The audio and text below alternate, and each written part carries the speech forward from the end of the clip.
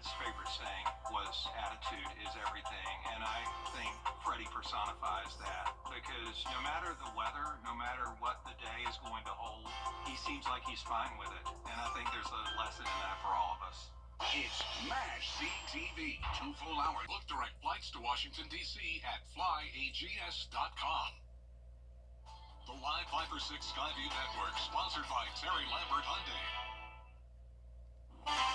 Crisp weather continues with below normal temperatures this week and especially by next week. But before we get to that, we do have some rain moving through on Saturday, and behind it will come the cold temperatures by next Monday. I'll have all the details on your forecast coming up. Right now on News Channel 6 at 4, Jenna Petracci and the rest of the team join us to tell you about homestead exemptions, what they mean, and why school districts and municipalities may opt out. Plus, the latest from health officials as respiratory illnesses are on the rise with high flu numbers in Georgia and South Carolina. And a new bill would give gun owners one less thing to worry about when they travel. We'll tell you about the problem that led to that measure as your news at 4 starts now. Live from Television Park, this is WJBF News Channel 6 at 4.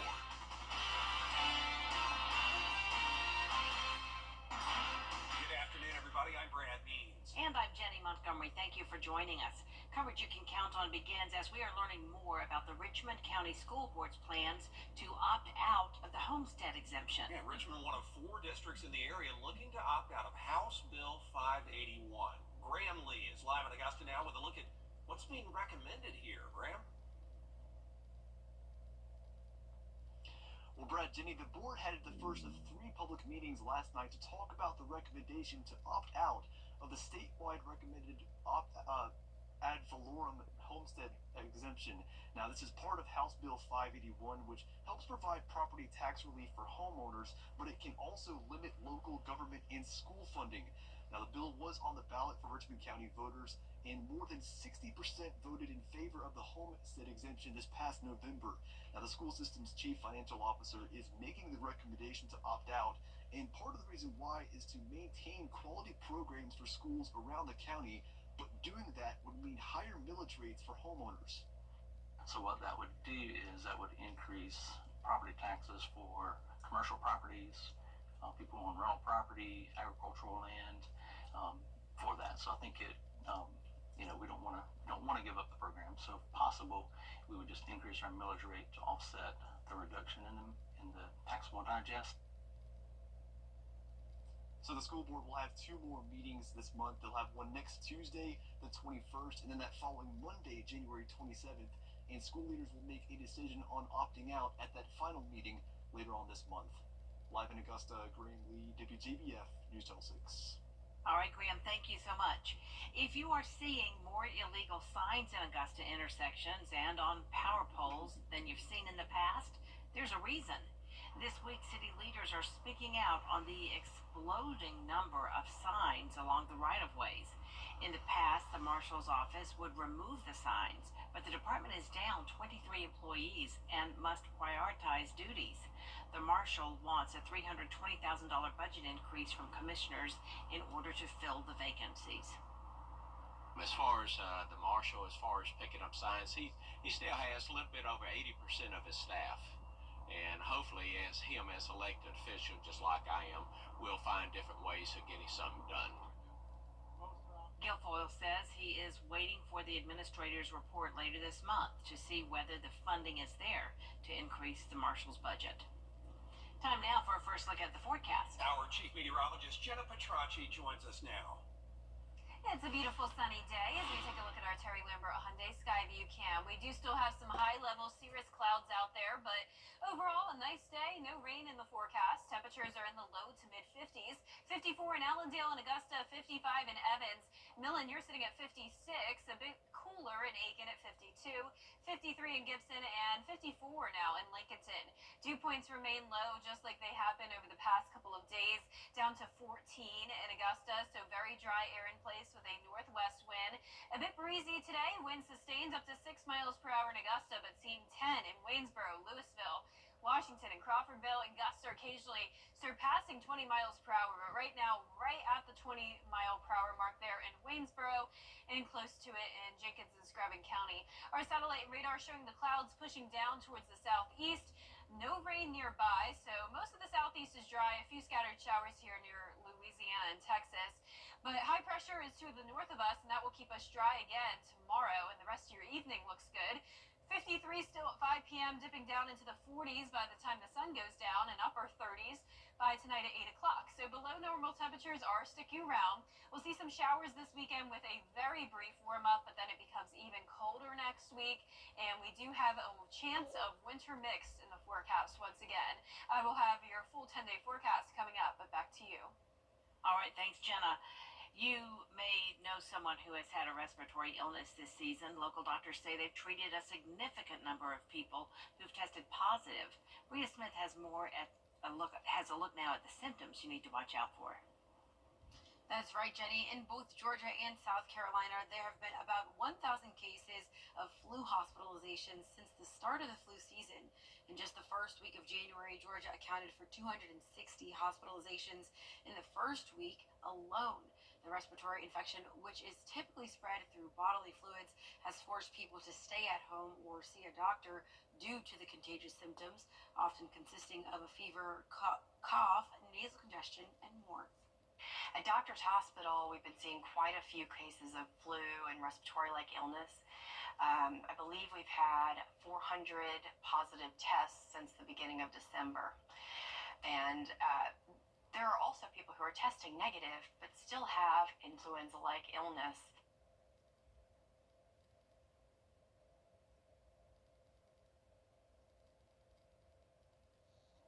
Whether you've had the flu or not, doctors encourage vaccination to prevent or reduce catching the respiratory infection.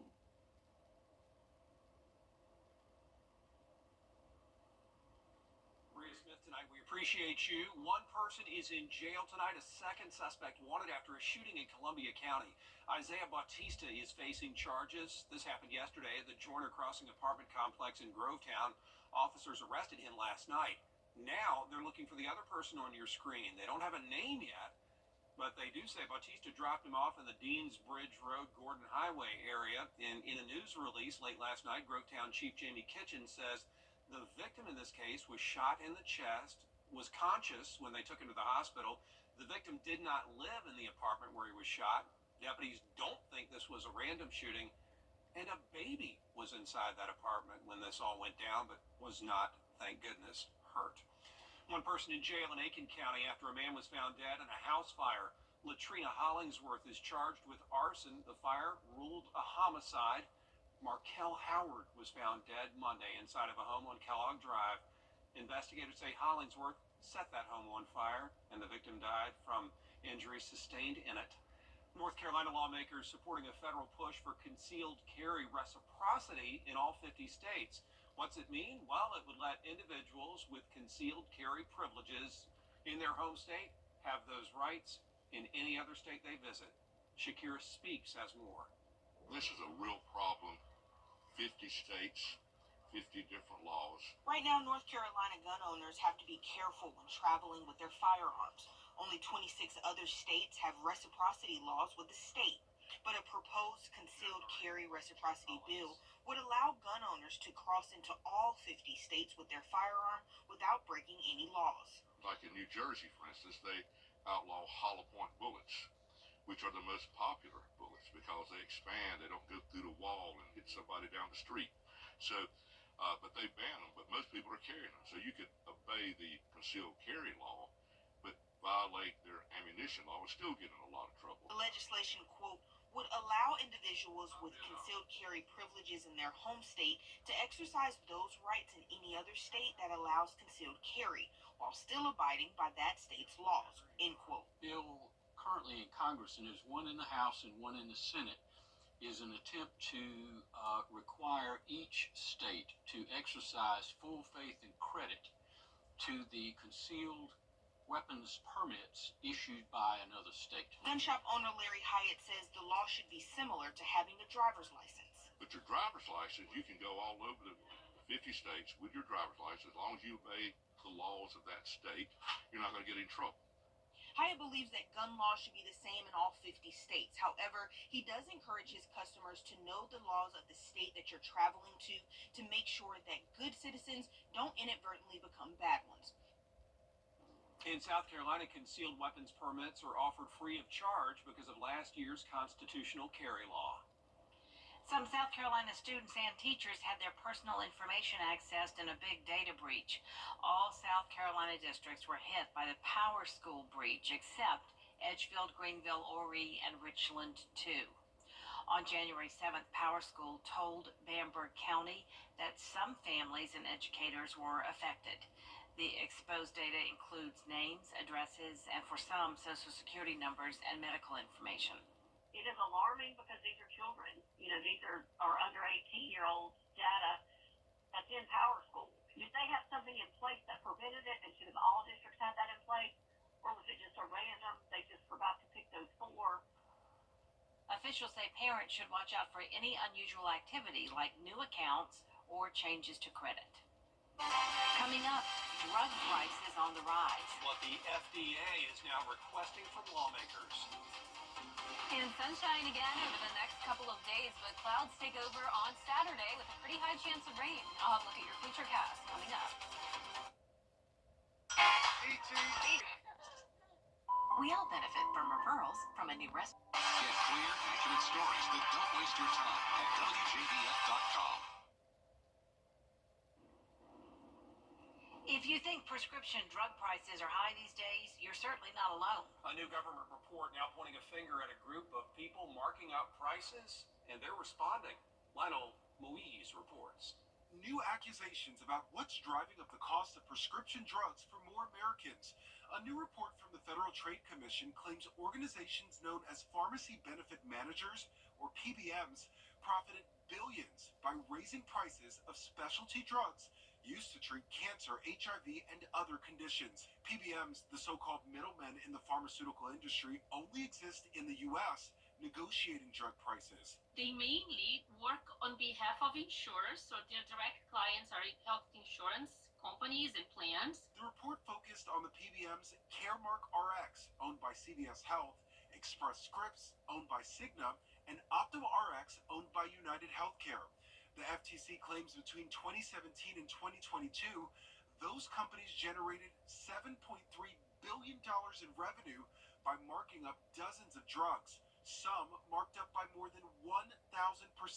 Patient advocates say more transparency is needed, with insurers themselves often in the dark about how much the prices are marked up. What impact are you seeing this have on consumers? The individual patient does not directly benefit from those negotiations.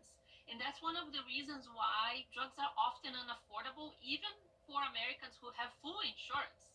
The Pharmaceutical Care Management Association, which represents PBMs, calls the FTC report baseless and without substantiating evidence. Looking to the future, critics question whether PBMs should be allowed to make a profit from their negotiations. A pharmacy benefit manager in the United States gets to get a higher revenue if they are negotiating and paying for a higher cost drug, and they get to make less money if the drugs that they're negotiating are cheaper. So that's a big problem because it indirectly incentivizes prices to remain as high as possible. PBMs have been under scrutiny in Congress, but one recent proposal aimed at improving accountability failed to advance. Lionel Moise, ABC News, New York. Weather headlines on WJBF News Channel 6.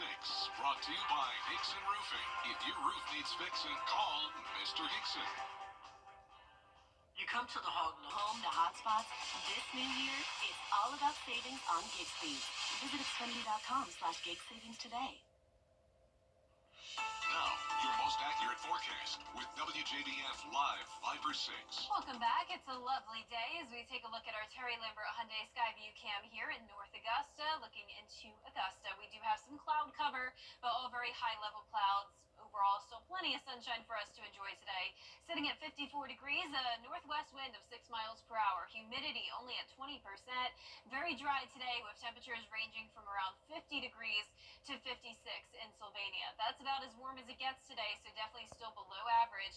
And as for our satellite and radar, you can see most of the clouds now clearing, and we don't have any rain in sight. So a few scattered showers down in the Gulf Coast and over towards the west of us as well along this trough of low pressure. But high pressure is going to keep us dry and sunny over the next few days to come. Then up to a 70% chance of rain for your Saturday, and a few showers could linger into Sunday. The rainfall estimates will be anywhere from around ½ inch to 1.5 inches. So higher totals expected in our southern line counties. Not anticipating any storms here, though this may look a bit daunting. I am expecting some heavy rain at times. It's going to be fast moving though, so this comes in pretty early on Saturday morning. Let's start out our futurecast at 4 a.m. As we go through time here, some heavy rain around 8 to 11 a.m. and then it moves out pretty fast. So you can see behind it still some cloud cover, maybe a few showers into our Saturday night and early Sunday morning, but definitely won't put a huge damper on your weekend plans. Still a lot of time to spend outside, but bundle up because it will still be cold. So the high temperatures are not climbing too much. We will be pushing 60 degrees at times, but then we're dropping all the way down to 42 on Monday. So a lot of cold air will be rushing in behind that rain, and highs will top off in the 30s on Tuesday. So if you're wondering, it feels a little bit colder than normal. You know, it's January, so we're expecting it to be cold, but you are right, it is colder than it typically is in January by around 8 degrees. Our average temperature when you combine both our highs and lows is only 39. So we are currently in the 5th place for the coldest January on record here in Augusta. Very interesting. You may remember back in October we had the driest month on record. Now we're having potentially the coldest month on record. So our recent snow events show that we typically, of course, as you know, don't get a lot of snow, but when we do, it's trace amounts oftentimes. Only every couple years or so. We picked up 1 inch just last Friday, but it was back in 2014 where we had several different occasions of measurable snowstorms. So could that be possible again this year? Well, it's all up to this Gulf low that's looming off the coast of Texas here. This is the setup next Tuesday. We are going to have high pressure and control, bringing in all this Arctic air, so we will for sure have the cold air in place, but it's all up to the track of this Gulf low. Sounds like deja vu, I'm sure, because this is the exact same setup we were talking about just a week ago. So what we know so far when it comes to winter weather is that the time frame would be between next Tuesday and Thursday. Highs will be in the 30s, lows near 20. So once again, very cold. Wind chill easily into the teens, maybe even some lower teens, and that winter mix will be possible again, but it's still not a guarantee at this point. So our highs today are topping off in the low to mid 50s. The lows tonight going down to below freezing again in the upper 20s, and that 10-day forecast showing sunshine for now, but then the clouds move in late Friday night into Saturday with the showers likely. Isolated showers on Sunday. Martin Luther King Jr. Day looks great, but then bringing back around a 20% chance of precipitation throughout the week next week. All right, thank you so much, Jenna. Thanks, Jenna. And why not continue the snow talk? Coming up, some fun time in the snow. And who is playing just might surprise you. Stay with us. Need inspiration?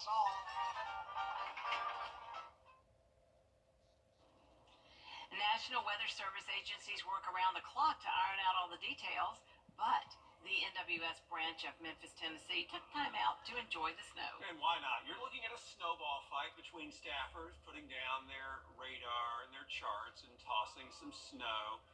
The Weather Service says Memphis saw its biggest snowfall in 40 years, up to 8 inches in some parts of the city. There is more coverage you can count on coming up at 4:30. Including legislative issues. Why Georgia lawmakers say health care is a top priority.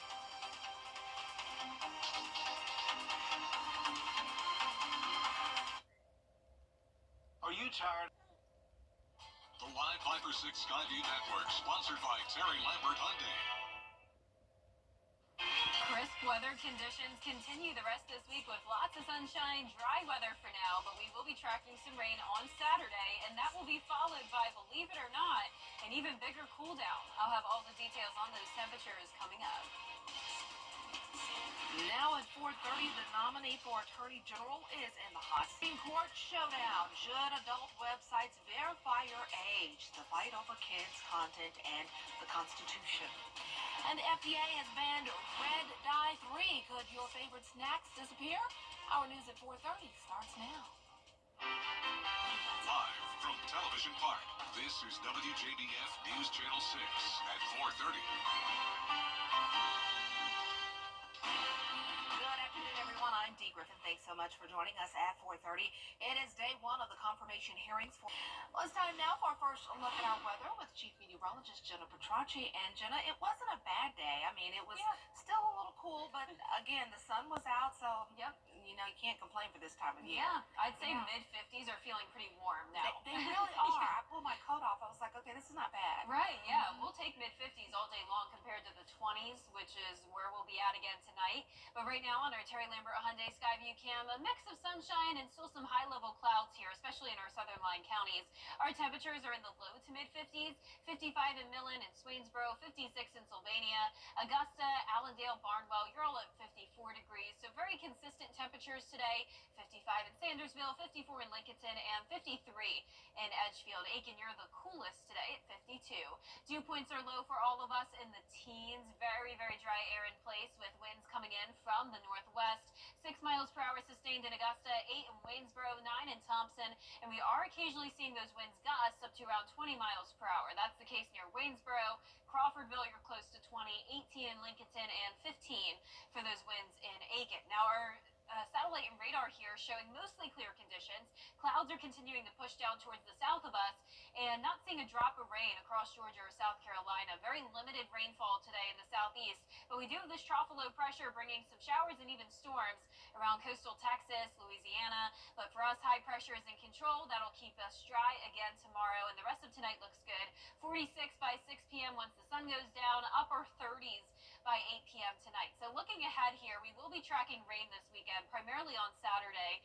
Even colder once that rain comes through. And yes, there is still that chance of some winter mix by the middle of next week. I'll have your full Viper 6 forecast coming up. Back to you, Dee. All right, we'll see you then. Thanks so much. Jeff Bezos and Mark Zuckerberg are expected to have a front row seat at next week's inauguration. This following news that several. Today, the Supreme Court hears arguments in a case that could affect access to sexually explicit websites. At issue is a law designed to protect children, which some say could deny freedoms to adults. Here's ABC's Andrew Dimbert. The battle over access to internet pornography reaches the Supreme Court. At issue, a new law in Texas that would require visitors to porn sites to undergo some kind of age verification process to prove they're 18 or older. Critics claim that would violate the First Amendment because it would burden adults' access to protected speech. Whenever the government is passing a law in the name of protecting kids, I think there are serious questions to be asked about whether what it's really doing is saying this speech is bad for everyone. And it's not just Texas. 18 other states have now passed laws requiring age verification on porn sites. The popular site Pornhub cutting off access in most of those states. Supporters of the law argue without requiring age verification, it's too easy for minors to access explicit material. The Texas law exempts sites on which 2/3 of content is not explicit, prompting some to argue that kids could still access porn on social media or through search engines. So that means that two of the most likely sources through which kids will see sexual material, in fact, probably exactly the same sexual material that exists on even porn sites, aren't regulated at all by the law. And it also is something that could push kids and other people to more illicit corners of the internet. Critics also raise privacy concerns, worried that personal data verified by the porn sites could be leaked. But experts say technology exists to keep that data safe. If we can put a man on the moon, then it's absolutely possible with modern technology, the latest encryption and cryptology, to be able to tell somebody that you're over 18 without having any risk whatsoever. The justices hear arguments on this case today, but their ruling is expected by summer. Andrew Dimbert, ABC News, New York. The Texas law carries fines of up to $10,000 per violation. That could be raised up to $250,000 per violation by a minor. Well, the FDA has made a groundbreaking decision. Red 3, once common food dye, will be banned from use in food, beverages, and ingested drugs. This follows decades of evidence linking the dye to cancer in animals.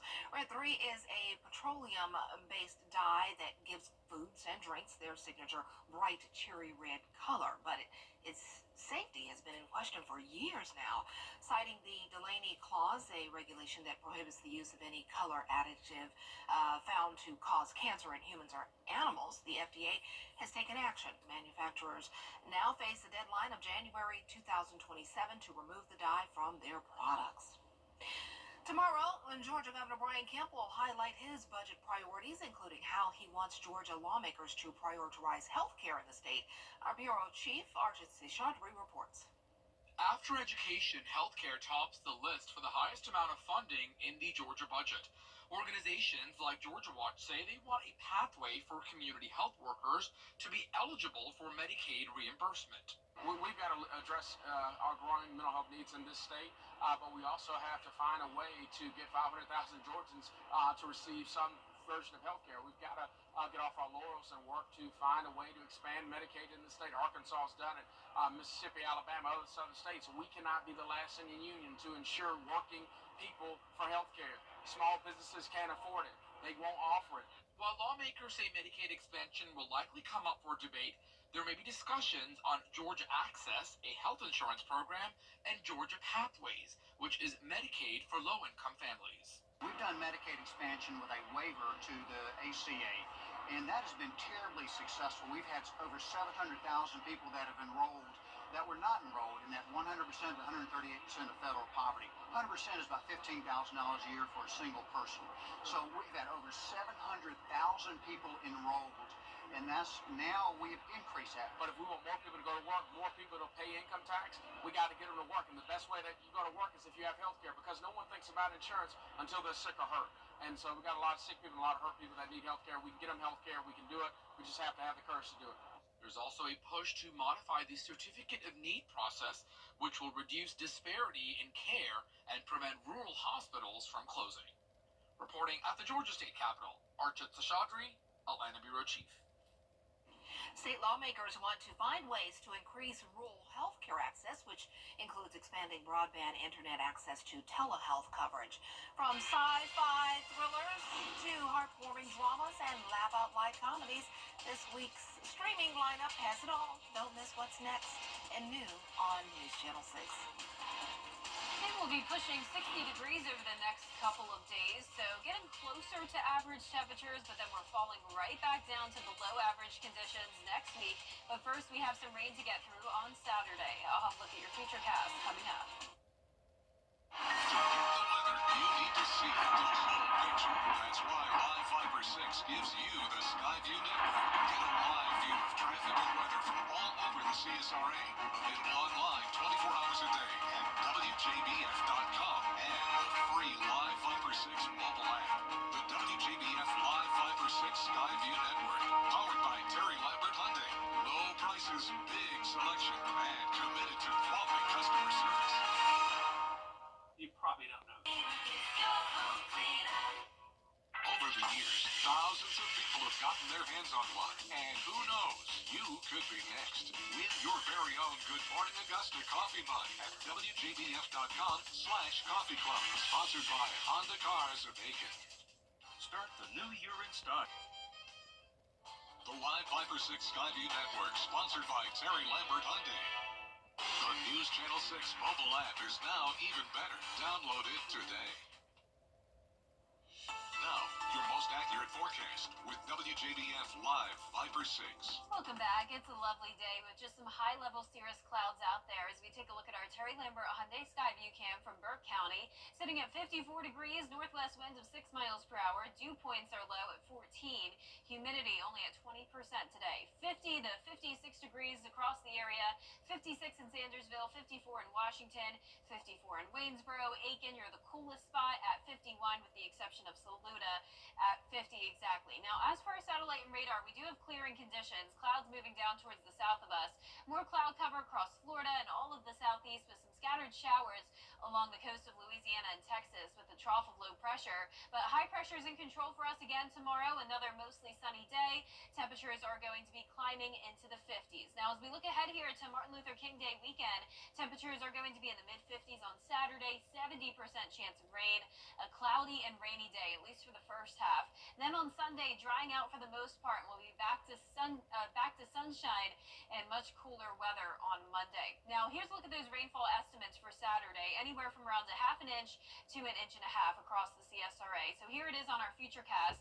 This looks to come in pretty early in the day on Saturday, which is good news. So it won't impact your outdoor plans if they aren't until the afternoon. By 10 a.m., there will still be a lot of widespread rain across the area with some heavier downpours, but notice it clears out by around 4 o'clock in the afternoon. Maybe a few lingering showers and cloud cover the rest of the day, but really not looking too bad. And same thing for Sunday, some cloud cover, maybe a few light showers, but for the most part, sitting nice and dry. Now, the temperatures are going to be pushing 60 degrees over the next few days to come, but then we have that big drop off to 42 on Monday, highs only in the 30s on Tuesday. So I know a lot of you are wondering, is this abnormally cold for this time of the year? And that is correct. We're actually trending around 8 degrees below average. So even though it's January and it's supposed to be cold, it's not quite supposed to be this cold. We're actually now in 5th place for the coldest January on record. And you may remember we were having the driest October on record just a few months ago. So definitely some interesting weather we've had lately. We also picked up on snow, as you know, just last Friday, an inch of it. And as we look at those recent snow events over the last 10 years or so, notice we only see snow every couple of years, and it's usually just trace amounts. Back in 2014, though, we did have several different days where we picked up on some measurable snowfall. And could that be the case again for 2025? Well, it's all up to this Gulf low and the track that it takes. It probably sounds like deja vu because I just talked about this around a week ago. We have high pressure to our north bringing in that Arctic air, so we will for sure have the cold temperatures. It's just up to that low, and if it brings us the moisture we need in order to see that winter mix again. So not a guarantee at this point, but it is possible next Tuesday through Thursday. It's definitely going to be cold, and the wind chill will be harsh in the teens. Our highs today, though, will be in the low to mid 50s. Our lows tonight in the upper 20s to low 30s, so another below freezing night. And that 10-day forecast showing sunshine through Friday, clouds and rain on Saturday. Break from the rain, but then up to a 20% chance of that winter mix and a little bit of rain as we go into next week as temperatures plummet down to the 30s for highs, lows near 20. And we'll be right back. The CSRA is where we were born, where we live, where we work, where we're raising our families. It's our home. That's why the people of the CSRA count on us after an accident. Because they know about our skill in the courtroom, how we treat clients like family, how we love this community, and the people who proudly call it home. We're just a call or click away. Injured? When you need me, call me. I'm your Augusta guy. 706-724-7224.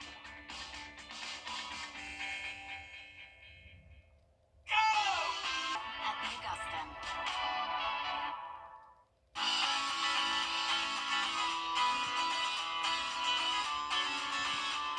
Follow News Channel 6 on Instagram. In the heart of Los Angeles, a cat cafe is offering free 15-minute cuddling sessions to help residents cope with the stress of the ongoing wildfires. Crumbs and Whiskers, a rescue-focused cafe, invites anyone fire-affected or not to find peace and connection with their adoptable cats. Sounds like a perfect, get it, perfect escape in the intense times they're having in that region. How adorable. Cute, cute. Well, coming up on News Channel 6 at 5, we look at the Homestead Act and ask why local school districts are exempting. This is a big issue for a lot of homeowners. Stay tuned.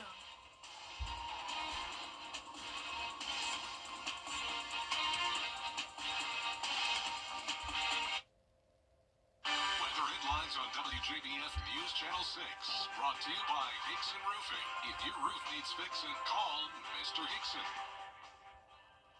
Attention homeowners.